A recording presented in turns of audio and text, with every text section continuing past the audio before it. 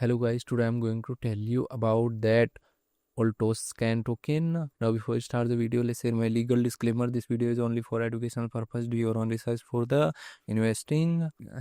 According to the white paper, Alltoscan is a innovating Web3 infrastructure with tools that empower builders to decentralize the future.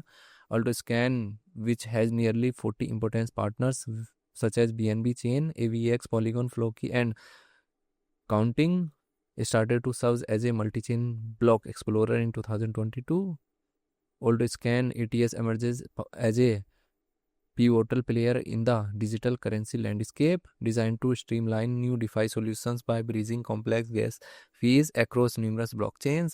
The digital currency not only simplifies transactions but also enhances the management of digital assets through its key vault, secure login, and token wallet features.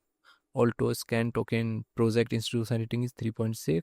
Alltoscan token total supply is 100 million and circulating supply is around 74.95 million ATS token.